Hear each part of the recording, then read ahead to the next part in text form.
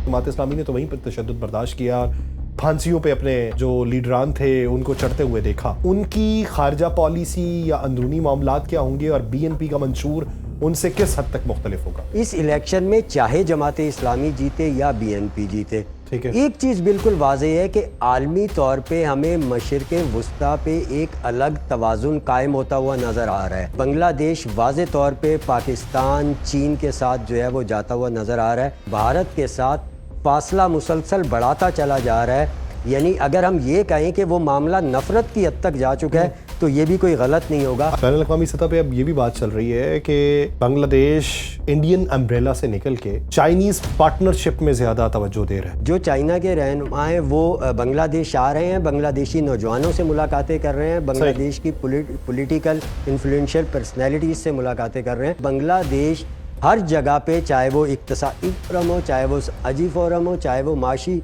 मामलात हो, भारत के सामने टकराव की कैफियत में आता जा रहा है और भारत के साथ उसने किसी भी तरीके के मामलात को आगे बढ़ाने से गुरेज किया है। जबकि इसके बरक्स अगर देखें, पाकिस्तान के साथ मामलात गहरे थे और मज़ीद गहरे होते चले जा रहे हैं, मज़ीद मजबूत होते जा रहे हैं। माजी में फौज का बड़ा इन्फ्लुएंस रहा, तो अब के इलेक्शन में उस इन्फ्लुएंस को कितना देखते हैं और किस हद तक ट्रांसपेरेंसी जो है उसका दावा किया जा सकता है? जो कुछ बांग्लादेश में हुआ, जिस तरह नौजवानों ने रद्द अमल दिया और जिस तरह इनकलाब आया और फिर इसमें जो नौजवानों का किरदार रहा, तो ये सारी सूरत-ए-हाल वाज़ेह तौर पे बताती है कि अगर फ़ौज ने इंतखाबात में मदाखलत करने की कोशिश की तो उस पर जो है वो बहुत सख्त किस्म का अवामी रद्द अमल सामने आ सकता है, जिसे शायद फ़ौज के उस हिस्से को जो हसीना वाजिद की हिमायत करता है उसके लिए संभालना मुश्किल हो जाएगा और शायद उनका अपना सर्वाइवल भी मुश्किल हो जाए।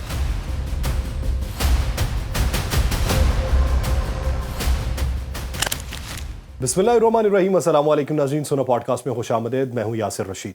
नाज़रीन, बांग्लादेश के इलेक्शन जो हैं वो होने जा रहे हैं। 12 तारीख को होने वाले जो इलेक्शन है उसके नताइज क्या रहेंगे, इसके ऊपर बातचीत होगी। वहाँ के मारूजी हालात इस वक्त क्या हैं, किसका पलड़ा इस वक्त भारी है, क्या वज़ीर आज़म की गद्दी के ऊपर तारिक रहमान बराजमान होंगे, जिनकी वालिदा का कुछ अर्सा पहले इंतकाल हुआ। 17 साल की जलावतनी गुजारने के बाद वो वापस बांग्लादेश पहुँचे। उनके वालिद का नाम, जिनकी सियासत की गूंज बांग्लादेश के दरो दीवार में गूंजती रही और फिर उन्हें यकसर सियासी मंजरनामे से गायब कर दिया गया, क्या उनको सिंपैथी वोट पड़ेगा? ये एक बुनियादी सवाल है। दूसरा मंजरनामा ये है कि जमात इस्लामी वहां पर मौजूद है और जमात इस्लामी के साथ नेशनलिस्ट पार्टी जुड़ी हुई है। वो पार्टी जो आम आवाम की है, जो जेन ज़ी की है, जो नई सोच के लोग हैं, जो शेख हसीना का तख्ता उलटने में मरकजी किरदार अदा करने वाले लोग थे, उनका इत्तेहाद जमात इस्लामी के साथ हो चुका है। जमात इस्लामी ने बीएनपी के साथ इत्तेहाद करने की कोशिश की, लेकिन बीएनपी की जानिब से कोई मुस्बत जवाब नहीं मिला। बीएनपी और जमात इस्लामी का इत्तेहाद माजी के अंदर मौजूद रहा। उस वक्त बीएनपी अवामी मुस्लिम लीग के मुखालिफ जमात इस्लामी से इत्तेहाद कर चुकी थी, लेकिन वहाँ पर अगर सियासत को देखा जाए तो अवामी मुस्लिम लीग के बारे में कहा जाता था कि ये बाएं बाजू की जमात है, जमात इस्लामी के बारे में कहा जाता था ये दाएं बाजू की जमात है, बीएनपी के बारे में कहा जाता था ये मोतदिल जमात है। यानी ना ये दाएं बाजू के हैं, ना ये बाएं बाजू के हैं, ये न्यूट्रल लोग हैं।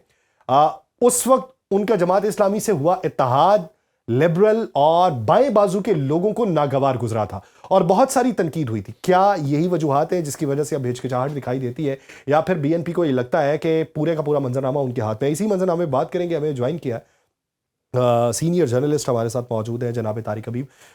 तारिक भाई, बहुत शुक्रिया आपके वक्त का। तारिक भाई, बांग्लादेश का इस वक्त का मंजरनामा, क्या कोई पेशीन गोई की जा सकती है कि मुमकिन वज़ीर आज़म कौन हो सकता है? देखिए यासिर भाई, बांग्लादेश में ये जो इंतखाबात होने जा रहे हैं इसमें कुछ दिलचस्प सर्वेज़ हैं वो सामने आए हैं और उनसे जो पता चलता है कि जैसे एक कौमी सर्वे किया गया जिसे अनकवरिंग द पब्लिक पल्स का नाम दिया गया। इस सर्वे में ये बताते हैं कि नौजवान वोटर्स, यानी ऐसे वोटर्स जो पहली बार वोट डाल रहे हैं, उनमें से 37% जमात इस्लामी की तरफ हैं, 27% जो हैं वो बीएनपी की तरफ हैं और 17% ऐसे हैं जो मतलब वोट डालने के तो हामी हैं लेकिन उनके रुझान का अंदाज़ा नहीं हो पाया।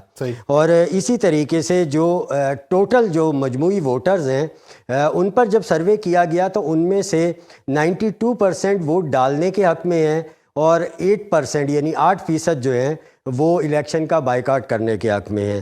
تو اسی طرح دوسرا ایک سروے 8% آگے بڑھنے سے پہلے طارق بھائی، وہ جو 8% ہیں، کیا ہم اسے مسلم لیگ کے حمایت یافتہ کہہ سکتے ہیں؟ جی نہیں، ہم اسے جو ہے وہ عوامی لیگ کے حمایت یافتہ کہہ سکتے ہیں. عوامی لیگ کے حمایت یافتہ. جی عوامی لیگ کے وہ حمایت یافتہ ہیں اور وہ الیکشن سے بائیکاٹ کی طرف جا رہے ہیں. اور اسی طرح ایک اور سروے بڑا دلچسپ سامنے آیا جو international institute of law and diplomacy نے کیا، اور اس میں یہ بتایا کہ جماعت اسلامی کی جو امیدواران ہیں وہ 105 نشستوں پر واضح اکثریت رکھتے ہیں. بی این پی کے جو امیدواران ہیں وہ 101 نشستوں پر واضح اکثریت رکھتے ہیں، اور جو دیگر 19 نشستیں ہیں ان نشستوں پر دیگر جماعتیں اور اتحاد جو ہے وہ آگے نظر آتے ہیں. تو یہ صورتحال ہے اس وقت جو بنگلہ دیش کے انتخابات کی ہے. اس میں یاسر بھی ایک چیز دیکھنے کی یہ ہے کہ بنگلہ دیش جو ہے وہ 8 انتظامی ڈویژنز میں تقسیم ہوتا ہے. اگر ہم تھوڑا سا ان ڈویژنز کو دیکھ لیں تو ہمیں اندازہ ہو جائے گا کہ کیا پوزیشن بنتی نظر آ رہی ہے. ایک جو پہلا ڈھاکہ ڈویژن ہے جس میں بنگلہ دیش کا دارالحکومت واقع ہے، اس میں 58 پارلیمانی نشستیں ہیں، اور سب سے زیادہ امیدواران یعنی 354 امیدواران اس ڈویژن سے الیکشن لڑ رہے ہیں. اس کے جو ہے کتنی نشستوں کے اوپر؟ 58 سیٹس ہیں، 58 نشستیں ہیں جن پر 354 امیدواران جو ہیں وہ الیکشن لڑ رہے ہیں. اور اس میں جو ہے وہ ڈھاکہ کے 12 حلقے ہیں اور 15 امیدواران ہیں. ڈھاکہ کے 12 حلقوں میں 15 امیدواران ایسے ہیں جنہیں مضبوط تصور کیا جا رہا ہے اور جن کی جو فتح ہے وہ واضح طور پہ نظر آ رہی ہے. اسی ان کا تعلق کس جماعت سے؟ مختلف جماعتوں سے، یعنی بی این پی اور جماعت اسلامی. ٹھیک ہے. اس ٹائم میجر جو ہے وہ یہ 2 جماعتیں ہی ہر جگہ پہ ہمیں آمنے سامنے کھڑی نظر آتی ہیں. ایک اور جو نیشنل سٹیزن پارٹی ہے وہ پارٹی جو ہے وہ جماعت اسلامی کے ساتھ اتحاد میں شامل ہو چکی ہے. اس لیے جہاں ہم جماعت اسلامی کی بات کر رہے ہیں تو وہ بنیادی طور پہ جماعت اسلامی کا وہ 11 رکنی اتحاد ہے، وہ آگے نظر آتا ہے. اس کا مقابلہ ہے بی این پی کے ساتھ اور ان کے اتحادیوں کے ساتھ. اسی ڈویژن کا ایک حلقہ ہے جسے غازی پور 2 کا نام دیا جاتا ہے. اس میں جو ہے وہ سب سے زیادہ ووٹر پائے جاتے ہیں، 8,04,333. اس حلقے میں اس وقت جو ہے وہ جماعت اسلامی اور اس کا اتحاد جو ہے وہ وننگ پوزیشن میں نظر آ رہا ہے سرویز کے مطابق. یہ ساری بات ہم سرویز کے مطابق کر رہے ہیں. اور اس حلقے کو انتہائی حساس، یہ غازی پور 2 کا حلقہ جو ہے، اور انتہائی جو ہے وہ اہم سمجھا جاتا ہے، اس لیے کہ یہاں پر جو کچھ خاندان ایسے ہیں جو بنگلہ دیش کی سیاست پر بہت زیادہ اثر و رسوخ رکھتے ہیں. اس لیے غازی پور 2 کا حلقہ جو ہے اس کی طرف، اس کے انتخابات کی طرف سب کی نظریں جمی ہوئی ہیں. اچھا، اس ڈویژن میں اگر ماضی میں دیکھا جائے تو اس اوور آل اس ڈویژن میں یعنی اس کی 58 نشستوں پر بی این پی بہت مضبوط رہی ہے.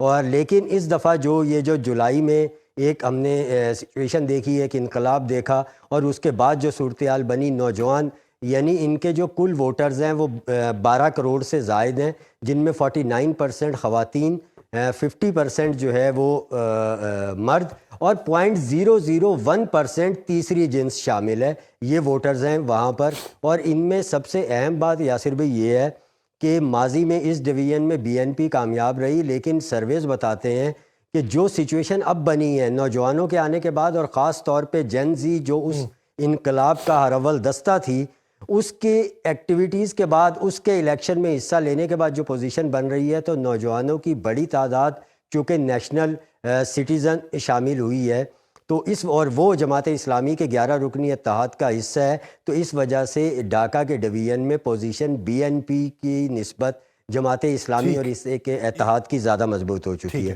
اسی طرح دوسرا ڈویژن اگر ہم مختصراً بات کریں، چٹاگانگ ڈویژن ہے جس میں 68 نشستیں ہیں، یعنی 68 نشستیں ہیں. اور اس ڈویژن میں قدامت پسند رجحانات کے حامل افراد کی تعداد زیادہ ہے ووٹرز کی، اور اسی وجہ سے یہ مذہبی حلقوں کا مضبوط گڑھ تصور کیا جاتا ہے، اور جماعت اسلامی کو یہاں پر واضح طور پہ برتری حاصل ہے. یہ ڈھاکہ سے بڑا ڈویژن ہے؟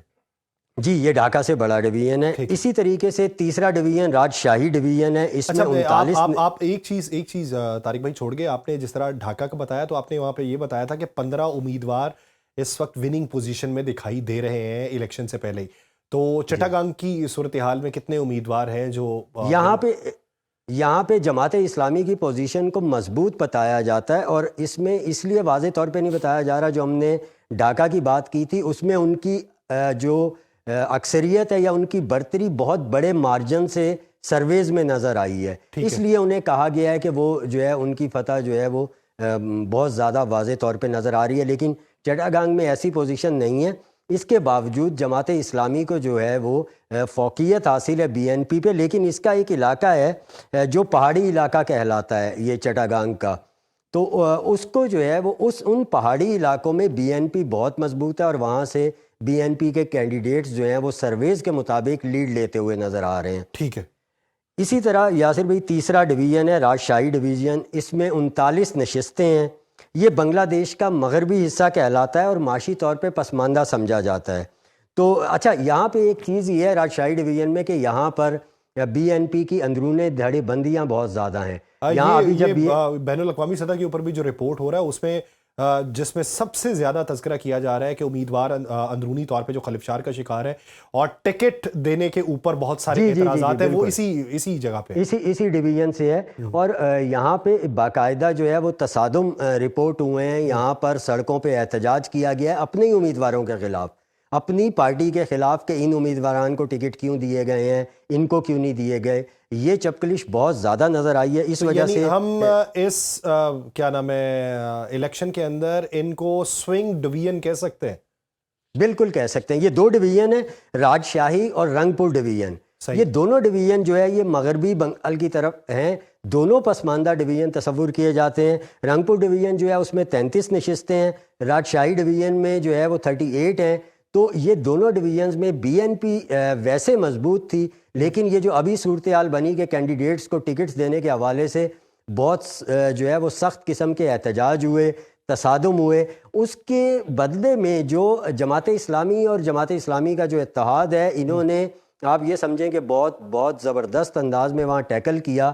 انہوں نے وہاں پر جو ہے وہ زرعی اصطلاحات متعارف کروائیں الیکشن کمپین میں کہ ہم یہ لے کر آئیں گے، اور اس کے ساتھ ساتھ انہوں نے کرپشن کو ہدف بنایا. اب چونکہ یہ دونوں پسماندہ ڈویژن سمجھے جاتے ہیں تو لوگوں نے جو ہے وہ جماعت اسلامی اور ان کے اتحادیوں کی بات کو سنا، اور سرویز یہ بتاتے ہیں کہ اب ان دو ڈویژن میں بی این پی کا مارجن جو ہے وہ 27%، جبکہ جماعت اسلامی اور اتحاد کا مارجن جو ہے وہ 31% ہو چکا ہے. یعنی جماعت اسلامی 4% سے لیڈ کر گئی ہے. 33 اور 38 تقریباً 71 نشستیں ہیں، تو وہ اگر کسی کی طرف ہلانے کے لیے استعمال کی جائیں تو بہت بڑا ڈینٹ ڈال سکتی ہیں. جی بالکل بہت بڑا ڈینٹ ڈال سکتے ہیں. اچھا رنگ پور ڈویژن کی ہم ایک اور خاص بات جو ہے وہ اپنے سننے والوں کو بتا دیں، وہ یہ کہ یہاں پر جو ہے وہ چونکہ جیسے ہم ڈسکس کر رہے تھے کہ پسماندہ علاقہ ہے، غربت کی شرح جو ہے وہ 47% ہے. اور ایک اور چیز، یہ سابق ڈکٹیٹر جو تھے حسین محمد ارشاد، یہ ان کا علاقہ ہے، اور ان کی جو پارٹی تھی جاتیہ پارٹی، یہ اس کا گڑھ تصور کیا جاتا تھا. لیکن جاتیہ پارٹی چونکہ ماضی میں عوامی لیگ کا حصہ تھی، اس لیے اس دفعہ جاتیہ پارٹی کو وہاں سے جو یہ جولائی میں جو ایک انقلاب آیا تھا اس کا جو اثر وہاں پہ پڑا، اس کی وجہ سے جاتیہ پارٹی کو بہت زیادہ نقصان اٹھانا پڑا ہے. اور سرویز کے مطابق جاتیہ پارٹی اب جیت کے قریب بھی نظر نہیں آتی اس ڈویژن سے، خاص طور پہ رنگ پور ڈویژن سے. اور اگین یہاں پر جماعت اسلامی اتحاد اور بی این پی جو ہے وہ آپس میں آمنے سامنے ہے، تھوڑے سے مارجن سے جو ہے دونوں اس ڈویژن میں فائٹ کر رہے ہیں. یعنی آپ یہ کہیں کہ Jamaat Islami be N P پھر بھی آگے ہے. جماعت اسلامی کا جو سرویز بتاتے ہیں وہ 30% ہے. اچھا ایک چیز طارق بھائی بتائیے کہ اقلیتی ووٹ جو ہے بنگلہ دیش کے اندر وہ بھی ایک بہت بڑی تعداد کے اندر ہے. اب جہاں پہ جماعت اسلامی کو دیکھیں تو جماعت اسلامی میں یا اس اتحاد کے اندر زیادہ تر وہ ہیں جو رائٹسٹ ہیں. تو اب لیفٹسٹ کی جو جماعت تھی وہ تو میدان کے اندر ہی موجود نہیں ہے. اب بی این پی کو ایک معتدل جماعت کہا جا رہا ہے. اب وہ اتحاد کیوں نہیں کر رہی؟ شاید کیونکہ اس وقت ایک تنقید ہوئی تھی اس وجہ سے، یا ابھی وہ ون ون سچویشن میں سمجھ رہے ہیں اس وجہ سے، یا معروضی حالات انہیں اپنے حق میں نظر آ رہے ہیں اور بعد میں وہ یہ سوچ رہے ہیں کہ کولیبوریشن ہو سکتی ہے اگر ہمارے حصے میں نہ آئی. وہ ووٹ کدھر تقسیم ہوگا؟ آپ اس کے بارے میں کیا آراء لے کے آئے ہوں؟ یاسر بھائی، ایک ان کا ڈویژن ہے جسے سلیٹ ڈویژن کہا جاتا ہے، اور ایک ان کا ڈویژن ہے جنہیں کھلنا ڈویژن کہا جاتا ہے۔ یہ دو ڈویژن ایسے ہیں جہاں پر ہندو آبادی کثیر تعداد میں موجود ہے، اور ان کا ووٹ بینک جو ہے وہ، یعنی آپ یہ سمجھیں کہ 41.7% ہے ان دو ڈویژن میں۔ صحیح ہے۔ اب یہ جو دو ڈویژن ہیں، ان میں یہ بات کہی جا رہی ہے، اور سرویز بھی یہی شو کر رہے ہیں کہ یہ جو ہندو ووٹ بینک ہے، یہ بہت بڑی تعداد میں یہ جا رہا ہے بی این پی کی طرف، اور ان دو ڈویژن میں اسی وجہ سے بی این پی کا مارجن جماعت اسلامی اور اس کے اتحاد سے تھوڑا سا زیادہ ہے، یعنی کچھ پوائنٹس بڑھ گئے ہیں۔ جیسے جو دیگر ڈویژنز ہیں اس میں معاملہ تقریباً نیک ٹو نیک چل رہا ہے، لیکن اس میں جو ہے وہ بی این پی کو تھوڑا سا زیادہ مارجن حاصل ہے جماعت اسلامی کی نسبت، اور اس کی وجہ سے یہی ہندو اور دیگر اقلیتوں کا جو ہے وہ ووٹ بینک ہے، جو مذہبی جماعت ہونے کی وجہ سے جماعت اسلامی کی طرف کم راغب ہو رہا ہے۔ میں معذرت چاہتا ہوں طارق بھائی، میں ذرا موسم کی خرابی اور کچھ ذاتی حالات کی وجہ سے طبیعت ناساز ہے میری، تو بار بار بیچ میں جی اندازہ ہو گئی ہوگی، لیکن میرا سوال یہ ہے کہ آپ کیا سمجھتے ہیں کہ دونوں کے نظریات میں بنیادی طور پہ فرق کیا ہو سکتا ہے؟ اب جماعت اسلامی کو دیکھ کے اگر آپ دیکھیں مختلف پلیٹ فارمز کے اوپر جو بین الاقوامی ہیں، ان میں یہ ہے کہ قدامت پسند ہیں، مذہبی سوچ والے ہیں، تو مذہبی سوچ شدت کے ساتھ پروان چڑھے گی۔ اتنا لمبا عرصہ جلا وطنی میں بھی گزارا، تشدد میں بھی گزارا، بی این پی نے جلا وطنی میں گزارا ہے، جماعت اسلامی نے تو وہیں پہ تشدد برداشت کیا اور پھانسیوں پہ اپنے جو لیڈران تھے ان کو چڑھتے ہوئے دیکھا۔ اس کے بعد سوچ میں تبدیلی کیا ہے؟ ان کی خارجہ پالیسی یا اندرونی معاملات کیا ہوں گے، اور بی این پی کا منشور ان سے کس حد تک مختلف ہوگا؟ دیکھیں، دونوں جماعتوں کے نظریات میں واضح طور پہ فرق ہے، لیکن ایک آپ کو اور بات بتائیں کہ ایک میں جو ہے جولائی میں نیشنل چارٹر نامی اصطلاحاتی جو ایک دستاویز تھی وہ پیش کی گئی تھی، اور اس کے اوپر 30 جماعتوں نے، سیاسی جماعتوں نے بنگلہ دیش کی دستخط کیے تھے، اور الیکشن کے ساتھ ہی اس کے حوالے سے بھی ایک ریفرینڈم کرایا جا رہا ہے۔ اس میں جو ہے وہ 84 ٹوٹل شقیں شامل تھیں، جن میں سے 48 شقیں جو ہیں وہ باقاعدہ طور پہ آئینی نوعیت کی ہیں۔ یہ میں نے آپ کے سوال کے جواب میں پہلے اس لیے بتایا کہ عوامی لیگ کے مائنس ہونے کے بعد چونکہ جماعت اسلامی اور جو بی این پی ہے یہ آمنے سامنے ہیں، انہوں نے مشترکہ طور پہ جولائی میں ہی ایک جو ہے تمام سیاسی جماعتوں نے ایک جو چارٹر تھا وہ لے آئے تھے، اس کے اوپر سائن کیے تھے، اور اس کے حوالے سے اگر وہ ریفرینڈم میں کامیاب ہو جاتا ہے، اس کی منظوری دے دی جاتی ہے، تو ہمیں بنگلہ دیش میں کافی زیادہ جو ہے وہ آئینی ترامیم نظر آئیں گی۔ ٹھیک ہے۔ اس الیکشن میں چاہے جماعت اسلامی جیتے یا بی این پی جیتے، ایک چیز بالکل واضح ہے کہ عالمی طور پہ ہمیں مشرق وسطیٰ پہ ایک الگ توازن قائم ہوتا ہوا نظر آ رہا ہے، یعنی بنگلہ دیش واضح طور پہ پاکستان، چین کے ساتھ جو ہے وہ جاتا ہوا نظر آ رہا ہے، اور ہم اگر اقدامات دیکھیں کہ بھارت کے ساتھ اس نے کیا کیے ہیں تو اس سے بالکل واضح طور پہ یہ چیز سامنے آتی ہے کہ بنگلہ دیش بھارت کے ساتھ فاصلہ مسلسل بڑھاتا چلا جا رہا ہے۔ یعنی اگر ہم یہ کہیں کہ وہ معاملہ نفرت کی حد تک جا چکا ہے تو یہ بھی کوئی غلط نہیں ہوگا۔ اچھا، ایک چیز اور ہے طارق بھائی، بین الاقوامی سطح پہ اب یہ بھی بات چل رہی ہے کہ بنگلہ دیش انڈین امبریلا سے نکل کے چائنیز پارٹنرشپ میں زیادہ توجہ دے رہا ہے، اور اسی وجہ سے ان کے وہ جو نوجوان رہنما ہیں ان کی بھی چینی سفراء سے ملاقاتیں ہوئی ہیں، تو اس وجہ سے اب سوچ میں ایک واضح تبدیلی اور بلاک میں بھی ایک واضح تبدیلی دکھائی دے رہی ہے کہ پہلے کسی بلاک کا حصہ نہیں تھے، امبریلا کے نیچے تھے، اور اب ایک بلاک کا حصہ بننا چاہ رہے ہیں۔ دیکھیں یاسر بھی، چٹاگانگ میں ایک جو ہے وہ بھارتی اقتصادی زون، بھارت جو ہے وہ ایک اقتصادی زون بنا رہا تھا حسینہ باجی کی حکومت کے دور میں۔ اب جب یہ نئی حکومت آئی ہے تو اس نے اسے منسوخ کر دیا۔ منسوخ کرنے کے بعد انہوں نے اعلان کیا کہ جی یہاں ہم اپنی مرضی کے مطابق کام کریں گے، تو یہ اور بھارت کی اس میں بڑی انویسٹمنٹ تھی۔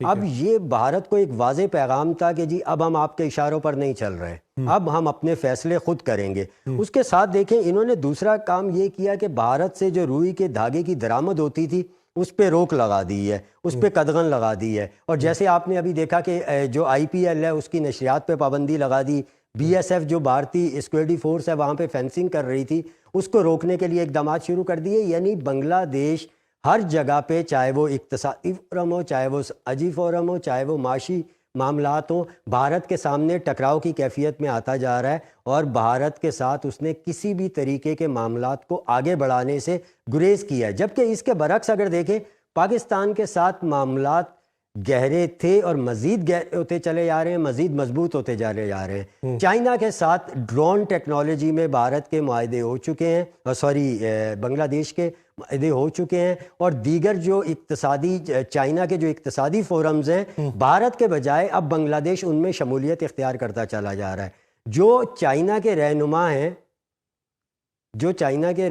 ہیں وہ بنگلہ دیش آ رہے ہیں، بنگلہ دیشی نوجوانوں سے ملاقاتیں کر رہے ہیں، بنگلہ دیش کی پولیٹیکل انفلوئنشل پرسنالٹیز سے ملاقاتیں کر رہے ہیں. تو ہمیں واضح طور پہ نظر آ رہا ہے کہ مشرق میں جو نیا بلاک بننے جا رہا ہے بنگلہ دیش، اس میں نہ صرف شامل ہو رہا ہے بلکہ سرگرم کردار ادا کرنے کے لیے بھی بنگلہ دیش واضح طور پہ تیار ہے.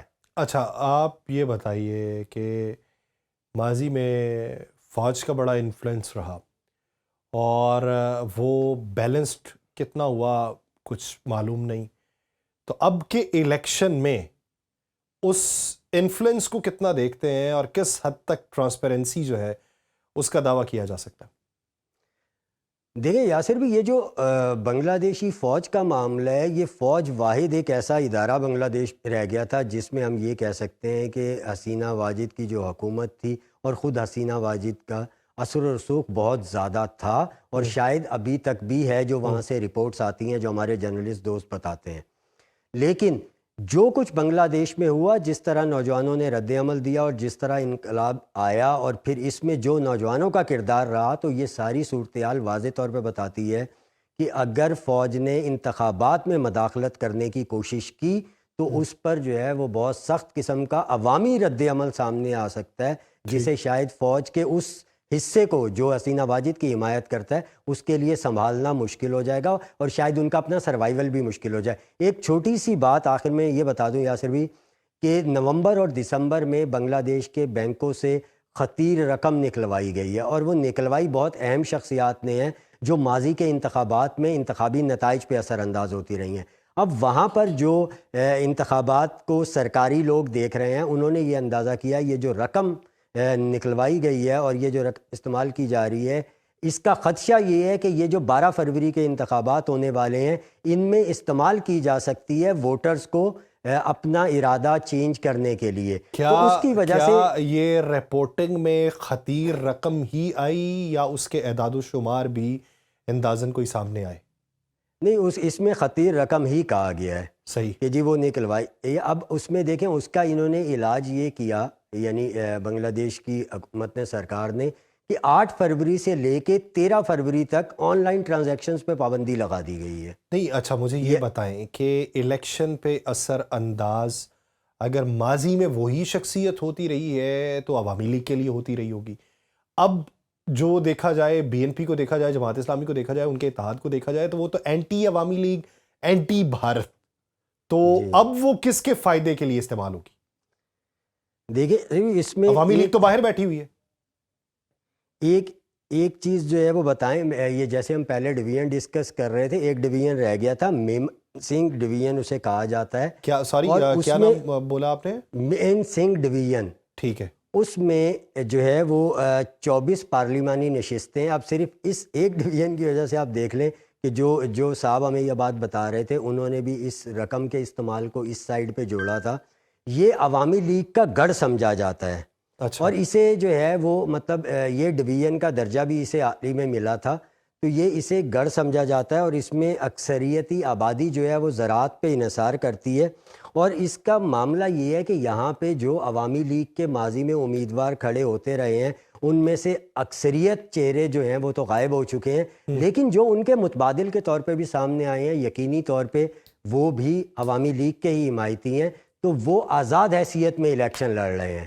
اب یہ جو اس طرح کے دیگر جگہوں پہ جو اس طرح کے لوگ سامنے آ رہے ہیں جو آزاد حیثیت میں لڑ رہے ہیں، اور جن کے بارے میں یہ سمجھا جا رہا ہے کہ یہ جو ہے وہ لڑ تو آزاد حیثیت میں رہے ہیں لیکن نمائندگی عوامی لیگ کی کر رہے ہیں، تو ان کے اوپر بھی جو ہے جو وہاں کے ادارے ہیں انہوں نے نظر بھی رکھی ہوئی ہے. اچھا اور ٹھیک، یہ میرے جو رقم کے استعمال کا معاملہ ہے یہ بھی اسی سائڈ سے اٹیچ ہوتا ہے کہ چونکہ انہیں پتہ ہے ہمارا جتنا مشکل ہے تو وہ اس طرح کے حربے استعمال کر سکتے ہیں وہاں پر. اچھا پارلیمان میں براجمان ہونے کے لیے سادہ اکثریت کتنی درکار ہے؟ دیکھیں سادہ اکثریت جو ہے وہ 162 کے نزدیک جو ہے وہ وہاں پہ چاہیے ہوگی. اور اس میں ایک چیز جو اور سامنے نظر آتی ہے کہ یہ ابھی مطلب جو سرویز بتاتے ہیں کہ کوئی ایک جماعت واضح طور پہ اکثریت شاید نہ لے سکے. یہ جو 19 نشستیں جو ہم نے سرویز میں ڈسکس کی یہ جو ہے کہ وہ دیگر پارٹیاں اور اتحاد جیت سکتے ہیں تو اتحاد لازمی بنانا پڑے گا. اور کیا یہ کسی بھی ممکنات پارٹی میں کو سے ہے کہ دو بڑے اس پلیٹ فارم سے لڑنے والے لوگ یعنی ایک جماعت اسلامی کا اتحاد اور ایک دوسری طرف بی این پی، کیا یہ ممکنات میں سے ہے کہ یہ آپس میں مل کے حکومت کو تشکیل دیں کہ حکومت نہ بن رہی ہو، بصورت دیگر اس متبادل کے ساتھ ہاتھ میں لانا پڑے گا جس کے نظریات مختلف ہیں؟ تو کیا ہم یہ کہہ سکتے ہیں کہ ممکنات میں سے قومی حکومت بنگلہ دیش میں مارز وجود میں آ سکتی؟ دیکھیں یاسر بھی جو جولائی کے بعد جو سچویشن بنی تھی اس ٹائم تو کچھ ایسے اشارے مل رہے تھے کہ یہ جو جماعت اسلامی بنگلہ دیش ہے اور بی این پی ہے ان کے آپس میں رابطے بھی ہو رہے ہیں، ان کی بات چیت بھی آگے بڑھ رہی ہے. اور اس وقت یہ کہا جا رہا تھا کہ جماعت اسلامی اور یہ جو بی این پی ہے یہ شاید مل کے الیکشن لڑ لیں. جب ماضی میں بھی اس کی مثالیں ملتی رہی ہیں لیکن ہوا یہ کہ جب بی این پی کے ساتھ بھارتی روابط بڑھے اور بھارتیوں نے عوامی لیگ کے بجائے عوامی لیگ کے بعد بی این پی کو یہ سمجھا کہ شاید وہ ان کے ساتھ تعلقات بڑھا سکتے ہیں، گرم جوشی دکھائی اور ان کے ساتھ بہت زیادہ روابط کیے تو وہاں سے جماعت اسلامی اور بی این پی میں فاصلے بڑھنے شروع ہو گئے. جماعت اسلامی نے پھر یہ 11 رکنی اتحاد بنایا اور بی این پی جو ہے وہ الیکشن لڑی. لیکن آپ کا یہ جو سوال کہ مستقبل میں قومی حکومت، تو میں یہ سمجھتا ہوں کہ بنگلہ دیش جن حالات سے نکلا ہے جس طرح جو ہے وہ ایک بالکل نئی سمت اس نے اپنی متعین کی ہے تو اس سے بھی جو ہے وہ کوئی مطلب بعید نہیں ہے کہ اگر دیکھیں کہ صورتحال ایسی بن گئی ہے کہ واضح طور پہ حکومت کوئی نہیں بنا پا رہا تو ہو سکتا ہے کہ قومی حکومت بھی تشکیل پا جائے. تو ہو سکتا ہے کہ قومی حکومت بھی تشکیل پا جائے. تو اسی منظرنامے میں دیکھتے ہی ہیں کہ ووٹ بینک جو ہے وہ کتنا بڑھتا ہے، کتنا جوش و خروش ہے، اور یہ جو جوش و خروش ہے اس کا نتیجہ کس صورت میں نکلتا ہے. بہت شکریہ جناب طارق حبیب اس حوالے سے اپنا وقت دینے کے لیے. ناظرین پوڈ کاسٹ کا وقت ختم ہو جاتا ہے، مجھے دیجیے اجازت. آپ سے ملاقات ہوگی کسی اور ایپیسوڈ میں. اپنا بہت سا خیال رکھیے گا. اللہ نگہبان.